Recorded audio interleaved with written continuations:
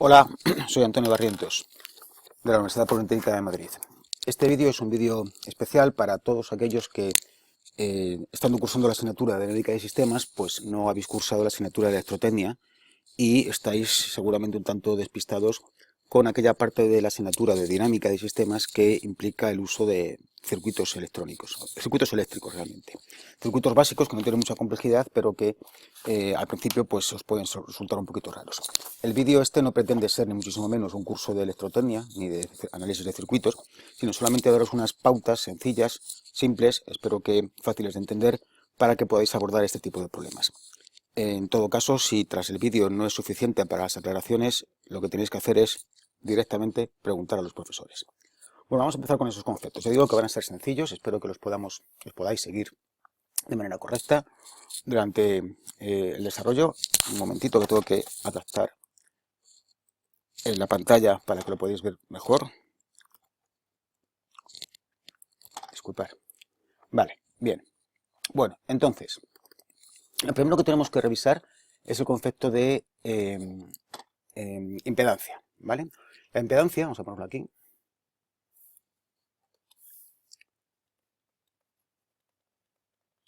va a ser la relación, o es la relación, entre la tensión y la intensidad que circula por una carga. Es decir, cuando tengamos una carga, y ahora concretaremos esta carga que es, voy a ponerla aquí como un rectángulo, si le aplicamos una tensión, circula por ella una intensidad. Y hay una relación entre la tensión y la intensidad. Esa relación entre la tensión y la intensidad viene dada por la impedancia. Las cargas que manejamos pueden ser muchas, pero las más habituales, las más simples, que son nada más las que consideramos idealmente como lineales, son las resistencias, se representan así, las impedancias, perdón, las bobinas, inductancias, quería decir, que se representan así, y los condensadores. Y esa relación que decíamos que hay entre la I y la U en cada una de ellas es la siguiente. En el caso de las resistencias, la tensión que cae es R por I. Si yo a una resistencia le aplico algo que circule por ello, una corriente, en ella cae una tensión U, o sea, una tensión R por I. En el caso de la bobina, la tensión que cae, vamos a llamarla esta U sub R, ¿vale? En el caso de la bobina, la tensión que cae U sub L es L, que es, serían esta R, L y C, son los valores, los parámetros que definen esta inductancia. Puedo tener una bobina de 1 microhenrio, una bobina de 10 microhenrios, etc. Bueno, pues en el caso de la bobina, la relación es L por la derivada de la I respecto del tiempo. Y en el caso del condensador, la tensión que cae, U sub C, es 1 partido por C por la integral de la I respecto del tiempo, ¿vale? Estas son las relaciones entre intensidades y tensiones en cada uno de mis diferentes componentes básicos de un circuito eléctrico. Podríamos trabajar con estas integrales, derivadas, etcétera, pero es mucho más cómodo trabajar con un recurso alternativo. En electrotecnia creo que se suele utilizar lo que se llama el operador de, pero como nosotros trabajamos en Laplace, lo que voy a hacer es pasar directamente a Laplace estas ecuaciones. Y entonces diríamos que ya trabajando en Laplace, la UR, esto eran variables del tiempo, estos son variables en Laplace, la UR de S es la constante R por la transformada de Laplace de la intensidad. La UL es L, recordemos que la transformada de la derivada es S por la transformada de la señal, pues nos queda esto.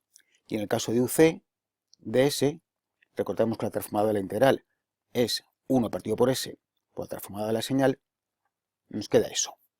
De tal manera que trabajando en Laplace podemos escribir de una manera muy sencilla el que en general la tensión que me cae en mi carga, genérica Z, vamos a llamar a esta Z, la que sea, va a ser igual a una impedancia, que ahora pondré lo que vale, por la I de S. Esto, estoy escribiendo todo en Laplace, voy a dejarlo aquí muy claro, poniendo aquí directamente que la U que cae en Z la estoy ya expresando en el campo de Laplace. Es decir, será transformada de Laplace de la U que realmente caería en el tiempo en mi carga. Bueno, y esta Z sería, en el caso de la resistencia, sería R, en el caso de la bobina sería L por S, y en el caso del condensador sería 1 partido por CS. Estas serían las impedancias, ¿ok?, que estamos llamando en la asignatura impedancia operacional, ¿vale? De estas tres componentes básicos. Pero ese es el primer concepto que tenemos que tener claro. La impedancia, relación entre la tensión y la intensidad. Si hablamos en el dominio de Laplace, hablaremos de impedancia operacional, y en ese caso prescindimos o conseguimos evitar las derivadas integrales, convirtiéndolas en productos o en divisiones por S. Esta es la relación entre la tensión y la intensidad que circulan por mi carga cuando sea resistencia bobina condensador. Bueno, una vez dicho esto, segundo concepto que debemos de revisar. ¿Cómo asociamos impedancias? Es decir, si tengo una impedancia Z1 y a continuación pongo una impedancia Z2, fijaros que estoy hablando de una impedancia generalizada, es decir, me es igual que esto sea una R, una L o una resistencia, una bobina o un condensador. En cada caso será una de estas cosas, ¿vale? Es decir, voy a aplicar fórmulas y luego cuando concrete que esta Z es una bobina, pues pondré que en lugar de ser Z será LS. Entonces lo que me pregunto ahora es, si pongo aquí una tensión U, eso lo estoy expresando ya en Laplace, ¿qué corriente pasa por ellas? Entonces, el asociar impedancias en serie equivale a única impedancia, que es la suma. ¿Vale? Y por aquí, y por aquí. Esto sería asociación en serie. En cuanto a asociación en paralelo,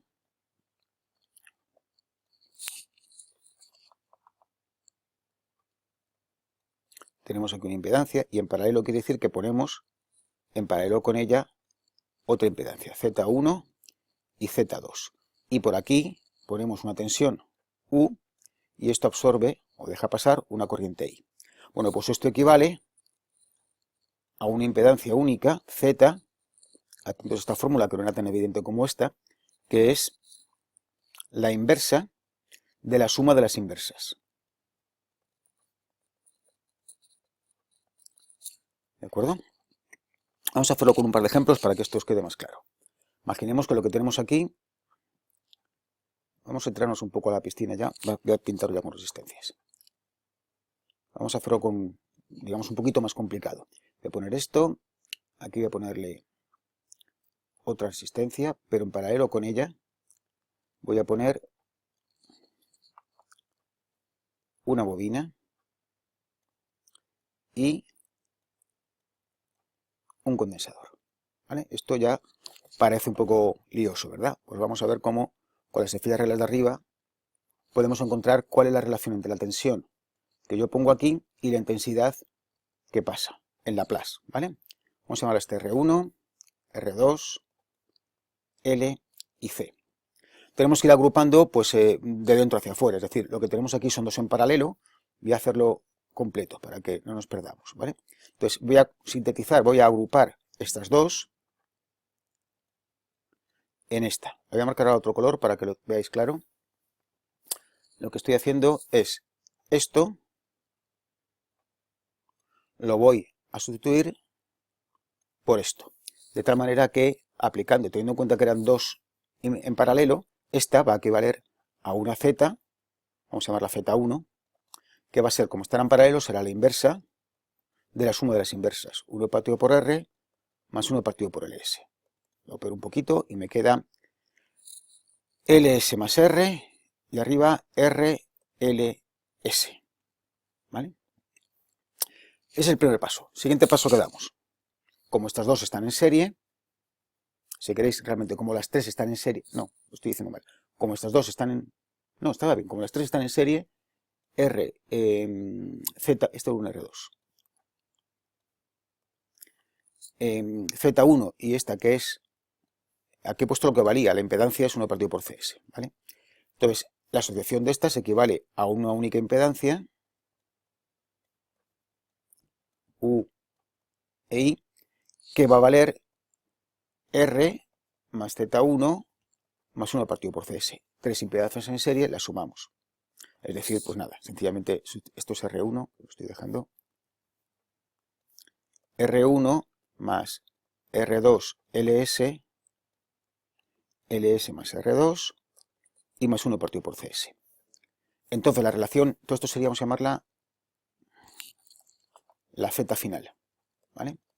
Entonces la relación entre la U y la I que tenemos aquí es que la U es toda esta Z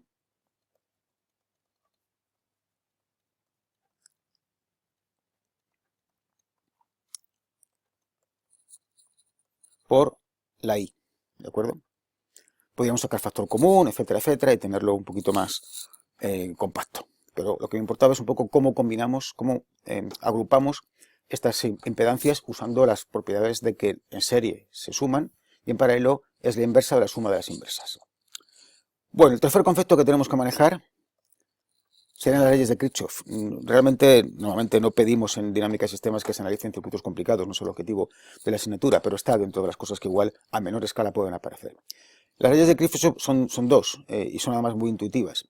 Una es que si tenemos lo que se llama una malla, es decir, un circuito cerrado, por entendernos con palabras más coloquiales, donde aparecen cargas, zetas, Z1, Z2, aparecen, que serían consumidores de tensión, ¿no? En ellos cae tensión. Aparecen generadores de tensión, me pone aquí una especie de baterías. V1, aquí pongo otra carga. Aquí pongo un V2, que me la voy a poner boca abajo, ¿vale? Aquí pongo otra carga, y aquí pongo otro V3.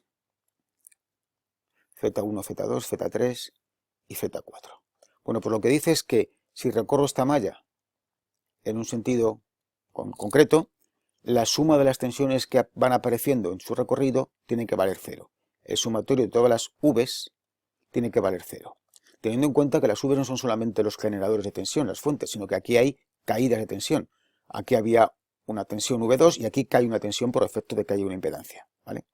Entonces, en este caso, si esto la llamamos U1 o UZ1, yo creo que VZ1. VZ1, la que cae aquí, fijaros en el símbolo en que estoy poniendo las flechas. Es importante en esto tener en cuenta la dirección. VZ3 y esta VZ4. Estoy presuponiendo que aquí circula una corriente que es en este sentido. Si la corriente estuviese circulando al revés, me saldría negativa. Entonces, lo que estoy diciendo es que empiezo a recorrer desde aquí arriba y con el signo correcto. Digo que VZ1 más VZ2. Esta tensión va de aquí a aquí, ¿vale? Más V1 más VZ3. Esta también va a favor de la flecha. Más V3 más VZ4. Y esta va al contrario. Pues no la he pintado al final. Esta es la que va, me he equivocado. La V3 va al contrario de la flecha. Fijaros que esta V3 que la he pintado aquí es incorrecto. Vamos de más a menos. Y tenemos aquí, ¿vale? Entonces aquí sería menos V3. Más VZ4 y esta que va así. Más V2 es igual a 0. Esto me está relacionando todas las tensiones que caen aquí. Esta es la primera. La segunda, en lugar de hacer referencia a las tensiones y a las mallas, hace referencia a los nodos. Voy a ponerle aquí, yo creo que me coge. Sería primera ley. No sé si se llamará así correctamente electrotécnica, ya no me acuerdo, pero vamos a llamarlas así. Segunda ley. Lo que dice es que si tenemos un punto donde confluyen, un nodo, donde confluyen diferentes intensidades, unas entran, otras salen,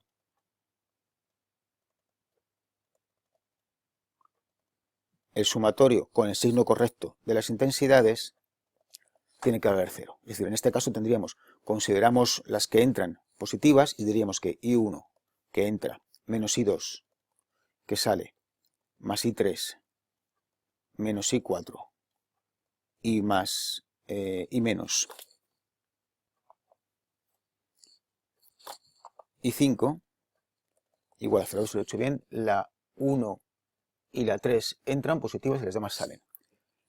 Entonces, con estas relaciones y teniendo en cuenta cómo son las impedancias, las tensiones, las VZ que he puesto aquí, las tensiones que caen en cada impedancia, podríamos analizar un circuito. Vamos a hacerlo con un caso y con esto, bueno, pues yo creo que podemos ya sentirnos fuertes como para abordar un problema en dinámica de sistemas de este tipo de cosas. Voy a poneros... Luego, si acaso después de este ejercicio, de este ejemplo, hago otro comentario que nos permite también a veces operar, digamos es una cuenta ya echada, que no la sabemos de memoria, y que nos permite operar rápidamente en muchas ocasiones. Estoy dibujando aquí pues, un circuito con unas cuantas impedancias. ¿Vale? Vamos a llamar la tensión que ponemos aquí U0, es decir, yo aquí pondré una fuente de alimentación, y aquí pondré mi polímetro, mi osciloscopio, a ver lo que mido, U4.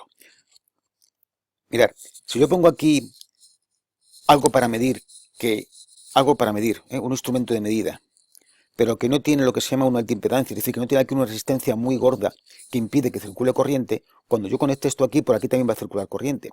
Pero un osciloscopio o un polímetro son instrumentos pensados para medir sin molestar, sin perturbar a mi circuito.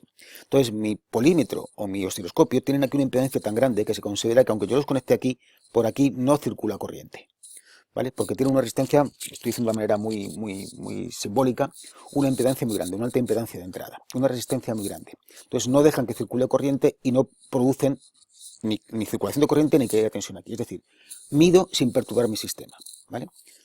Entonces voy a suponer que I4 la mido, pues eso, limpiamente. Tendré un instrumento que en la realidad sí que afecta en algo, pero es suficientemente pequeño como para que lo podamos despreciar. Bueno, entonces vamos a llamar a esta Z1, a esta Z3, a esta Z2, a esta Z4. La tensión que cae en cada una sería, pues esta sería U1, U2, U3, la U4 que la he llamado así. Por aquí circula una corriente I1, por aquí I2, por aquí I3. Fijaros que cuando por aquí llega corriente, la corriente se reparte de alguna manera. ¿Cómo es esa manera? Pues por donde lo tenga más fácil va a ir más corriente. Y por donde lo tenga más difícil, cuanto más impedancia haya, pues va a ir menos corriente, ¿vale? Por aquí vendría I2 también. Y como por aquí hemos dicho que esto está en circuito abierto, no circula corriente, pues esta I2 también es la que va por aquí, ¿vale? Sería I4, pero en este caso, pues la I2 no le queda más remedio que seguir por aquí, ¿vale?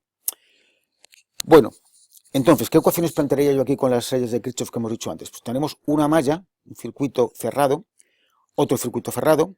Podríamos también considerar que hay otro más, pero con esto y con las intensidades vamos a plantear suficientes ecuaciones como para resolverlo. Tendríamos, cogiendo aquí primero, que la U0 tiene que ser igual. Podría poner U0 más, o sea, y luego todo igual a 0, pero voy a hacer ya despejo hacia la izquierda U0 con signo positivo y todas estas tienen que ir en este sentido positivo, ¿vale? Entonces sería la tensión que cae en Z1, U1, más la tensión que cae en Z3, U3. Eso es esta malla de aquí. Ahora esta de aquí. Tenemos que aquí a la izquierda tenemos U3 y la hago igual. Recuerdo en este sentido, esto parecen U's y son U's. Es igual a U2 más U4. ¿Vale? Por otro lado, si nos dejamos en este nodo de aquí, la suma de las corrientes sería la I1 llega y la I2 e I3 salen. ¿De acuerdo? Y hemos dicho que podía poner aquí 4 y poner I2 es igual a 4, pero ya lo he puesto, ¿vale? Y luego, lo que también tengo que establecer es que la SIS y la SUS están relacionadas con las impedancias. Es decir, la U1 es Z1 por... Estoy trabajando en Laplace, acordaros, aquí les he puesto minúsculas. Voy a corregirlo para que no tengamos... Después cuando quede finalmente el vídeo en papel, por decirlo así, no quede constancia de que lo había hecho de otra manera. I1 igual a I2 más I3. Todas son mayúsculas y son en Laplace, ¿vale? Z es en Laplace y demás, ¿no? Entonces Z1 por I1, la U2, que es esta de aquí, es Z2 por I2, la U3 evidentemente Z3 por I3 y la U4 es Z4 por I4. Si contamos tenemos U0, U1, U2, U3, U4, I1, I2, I3. 3 y 2, 5 y 3, 8 variables. Tenemos 1, 2, 3, 4, 5, 6, 7 ecuaciones. Tenemos todo lo necesario para que si me fijan un U0 pueda saber lo que ocurre en cualquier sitio del circuito. Con estas 7 ecuaciones más un valor concreto de U0, por ejemplo, U0 igual a 10 voltios. ¿Vale? Con esto y con mis 7 ecuaciones más una, que es una ecuación más a fin de cuentas, 8 ecuaciones, podría averiguar las 8 variables que tengo y decir que tengo. Y podría decir, por ejemplo, que la U4 vale lo que sea, ¿vale? Entonces tendría ya resuelto el circuito, ahora habría que operar. Tengamos en cuenta además, porque lo hemos dicho arriba, pero por recordarlo, que si en caso concreto de que Z1, este que hemos puesto aquí, voy a poner esto para que nos confunda, esto es un comentario que hago un poco al margen, ¿vale? Vamos a poner otro color. Que si Z1 es realmente un condensador C, de capacitancia C, lo que estamos diciendo es que esta ecuación de aquí es que U1 es 1 partido por CS por I1, ¿vale? Hemos puesto una C genérica y según sea resistente al condensador será una cosa u otra. Bueno, pues y por último y por acabar, estos comentarios que os decía de algo que nos permite de una manera rápida a veces pues ir más contundentemente al resultado, ¿no? Es lo que se le llama divisor de tensión. Es sencillamente un caso particular que, como es frecuente, pues le ponemos nombre, de hacer un análisis muy simple. Imaginemos que tengamos, se llama divisor de tensión por lo siguiente, tenemos una batería, ya pinto así de una manera como muy práctica, una batería que tiene 10 voltios, ¿vale?